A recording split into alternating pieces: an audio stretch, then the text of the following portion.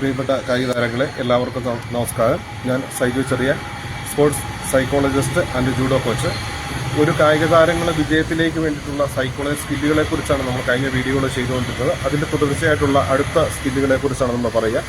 Mental സ്ട്രെസ്സിനെ കുറിച്ചാണ് നമ്മൾ ഇന്നത്തെ വീഡിയോയിൽ കൂടുതലായിട്ട് പ്രദാനം ചെയ്യുന്നത്. ഒരു കായിക താരത്തിന് ഉണ്ടാകുന്ന അല്ലെങ്കിൽ മാനേജ് ചെയ്യേണ്ട ഏറ്റവും വലിയൊരു മാനേജ് സ്കില്ലാണ്, മെൻ്റൽ സ്കില്ലാണ് സ്ട്രെസ് മാനേജ്മെൻറ്റ്. ചിലപ്പോൾ കായിക താരങ്ങൾക്ക് മത്സര വേദികൾ കാണുമ്പോൾ, മത്സരത്തിന് തൊട്ടു മുമ്പോ അതിന് തുടങ്ങുന്ന അവസരങ്ങളിലേക്ക് കുട്ടികളുടെ സ്ട്രെസ് ഉണ്ടാകുക. കുട്ടികളുടെ സ്ട്രെസ് ഉണ്ടാകുമ്പോൾ കൂടുതലായിട്ടും അവർക്കുണ്ടാകുന്ന ഹോർമോൺ ചേഞ്ചുകൾ വളരെയധികം ഉണ്ടാകുന്നുണ്ട്. അഡ്രിനാലിൻ എന്ന ഹോർമോൺ ഉണ്ടാകും. അപ്പോൾ അത് ശരീരത്തിലൂടെ വരുമ്പോൾ മസിലുകളും കോശങ്ങളെല്ലാം പേശികളെല്ലാം പിടിച്ചു വരികയും അവർക്ക് ബെറ്റർ പെർഫോമൻസ് കാഴ്ചവെക്കാൻ സാധിക്കുകയും ചെയ്യില്ല. അപ്പോൾ അത് എങ്ങനെ മാനേജ് ചെയ്യണമെന്ന് ഓരോ കായിക താരങ്ങളും മനസ്സിലാക്കണം. അതിലൊന്ന് നമ്മൾ ആദ്യമേ കഴിഞ്ഞ വീഡിയോയിൽ പറഞ്ഞതുപോലെ ചിലപ്പോൾ അവർക്ക് ഒരു സെൽഫ് കോൺഫിഡൻസിൻ്റെ കുറവുണ്ടാകും. സ്ട്രെസ് ഉണ്ടാകാനുള്ള പലർക്കും, പല കായിക താരങ്ങൾക്കും പല പല പ്രശ്നങ്ങളിലൂടെയാണ് ഉണ്ടാകുന്നതുകൊണ്ടാണ് സ്ട്രെസ് ഉണ്ടാകുന്നത്. അത് എങ്ങനെ മാനേജ് ചെയ്യാം എന്നാണ് നമ്മൾ ഈ വീഡിയോയിൽ പറയുക.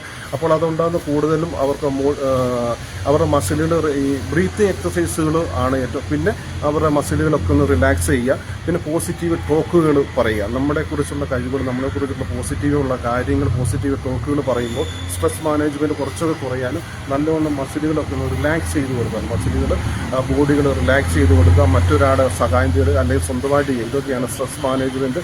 അത് പരിഹരിക്കാൻ വേണ്ടിയിട്ട് ഏറ്റവും നല്ല മാർഗ്ഗങ്ങൾ ഉള്ളത്.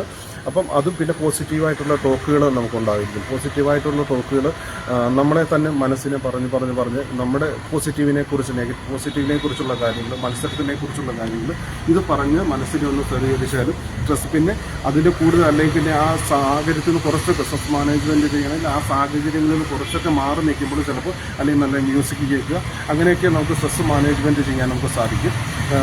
പിന്നെ നമുക്ക് അടുത്ത ഒരു സ്കില്ലിനെ കുറിച്ച് നമ്മൾ പറയുകയാണ്. വിഷ്വലൈസേഷനാണ് അതിൻ്റെ ഏറ്റവും പ്രധാനപ്പെട്ട കാര്യം.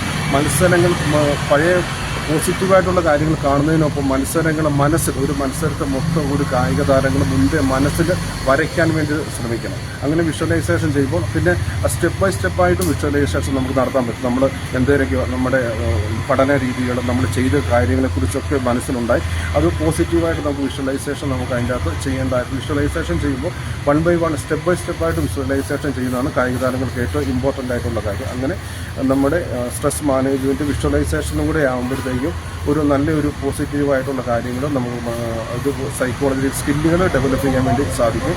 പിന്നെ സന്തോഷപ്രദമായ ഒരു കാര്യം കൂടി നമ്മൾ പറയുകയാണ്. ഇന്ന് നമ്മുടെ ജൂഡോ ഇടുക്കിയിലെ ഈ ആയോധ ഒളിമ്പിക് സ്പോർട്ട് ഈവൻറ്റ് നമ്മളാണ് ഇൻട്രൊഡ്യൂസ് ചെയ്തത്. വളരെ അഭിമാനമുണ്ട്. ഇന്ന് തങ്കമണി സ്കൂളിൽ അവിടെ ഒരു പുതിയൊരു യൂണിറ്റ് കൂടെ തുടങ്ങിയാണ്.